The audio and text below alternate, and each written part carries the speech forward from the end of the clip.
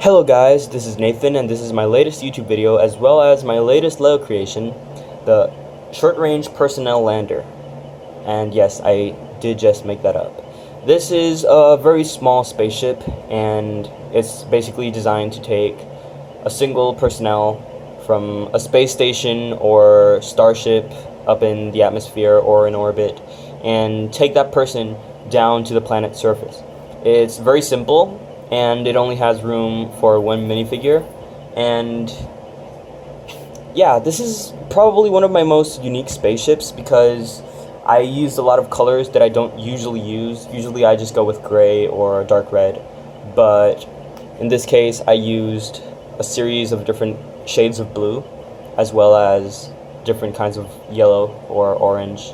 I used Lego's bright light orange as well as the normal yellow, and I used dark and medium azure, so as well as some brown here and there to represent rust or just a different kind of metal or some sort of a different kind of material. So yeah, let's start at the bottom. Basically, at the bottom you see the landing gear as well as a laser cannon. That's a single laser cannon, so this isn't heavily armed. This spaceship was originally designed to be used by the science community, and it was retrofitted into this kind of starfighter or like in-atmosphere fighter, which is nicknamed the Hyperflare. So basically, the guy driving it is a mercenary or some sort of a planetary defense soldier or something, and he's basically piloting this craft to land in a hostile enemy territory and carry out his mission. But as you can see, it's very narrow and get fit through most places. And this tall antenna at the top, it can cause some problems when you're landing in a hangar bay or in some sort of a dock, or just if you're going anywhere that has a very low roof. So basically you could just tilt this down like this. This folds down and now you can fit through almost anywhere. And hold on, I'm gonna need to make a light box because these papers are driving me crazy. Anyhow, so at the bottom there is a space for a spring-loaded shooter. And yeah, it's kind of random because this is like a Lego play feature and this is a MOC, so there's no real reason why I'm using it, but it's fun. There you go, that works. And the landing gear is not actually helping the spaceship stand up. It's just for decoration. As you can see, I can just fold these up and the spaceship will remain vertical. So I just fold these up and there it goes. It's still upright. And even though it does have this kind of little cheater bump that's not actually what's holding the whole thing upwards, it's just to provide more stability so I don't accidentally knock it over, but it can actually hold itself together on that kind of 4x4 little plate at the bottom. So it's very sturdy, and as you can see, it doesn't want to fall over. So yeah, the landing gear is just for show, and whoops, I kind of got out of focus there. So yeah, basically at the back you can see the engines, which are basically just one small turbine thruster engine. It's very small, very weak. It can't take you through hyperspace, it can't go at insanely high speeds, but it serves its purpose well. So you don't need like the most powerful engine.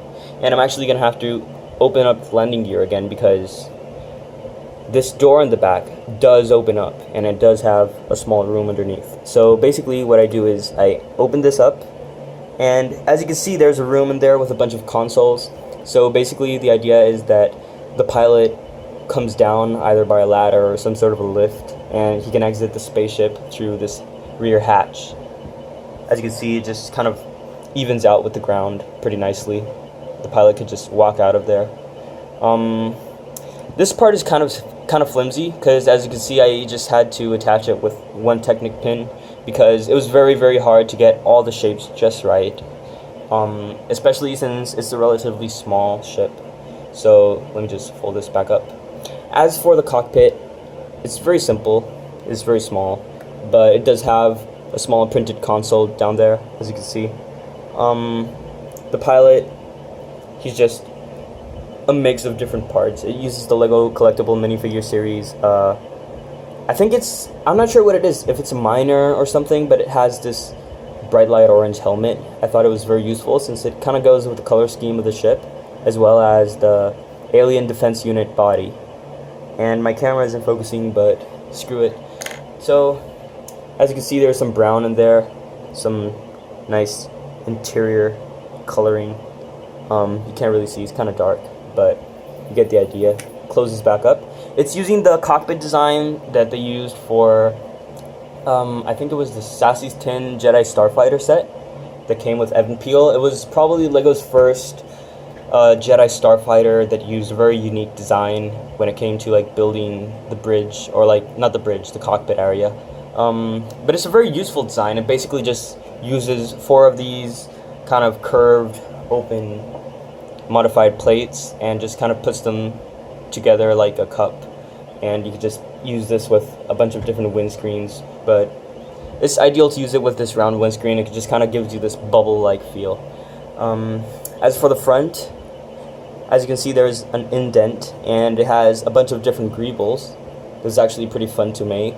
I basically just used a hinge, as you can see, this brown hinge, to move all this assembly forward, but I left a gap and I put a bunch of those new 1 2/3 of a brick that have like 4 studs on the side. I'm not sure what you call those, but I just put 2 of those, and I could just put that assembly kind of indented there with all the greebles. But yeah, there's not much to show because it is a very small ship, but I guess that's about it. Basically, when I built this, I was trying to go for something very small, kind of like a Jedi Starfighter, but a little more industrial, a little more cyberpunk. And this is what I came up with. Like I said, I wanted to try to use some different colors. The hardest part to build was, in fact, the cockpit. It was very hard to get the shape as I wanted it to be, with everything at a slightly different angle.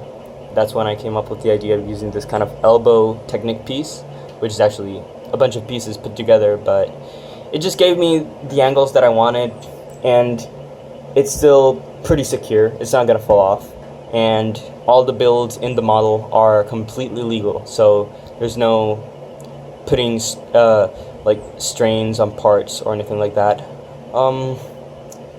But yeah, that's about it. Let's take one last look at this rear hatch for a second. As you can see, there's some greeveling back there too. Yeah, this kind of gets stuck. That's the problem with building small things. The parts kind of press together, and you can just pull when you're building it at a very small scale and you have a gap because something needs to slide through. The parts just pull together, and they don't want you to allow to smoothly push something through, because all the little corners of the bricks, especially if you're using 1x1 bricks, they kind of slide or rotate at an angle, and the corners pop out. So it's very troublesome. Definitely, it's easier building things at a larger scale, but it is what it is, and I'm pretty satisfied with the end result. So yeah, that's about it. I want you guys to let me know in the comments what you thought, and tell me if you like it, if you don't, if you have any suggestions or ideas. And yeah, that's about it. Have a great day, guys.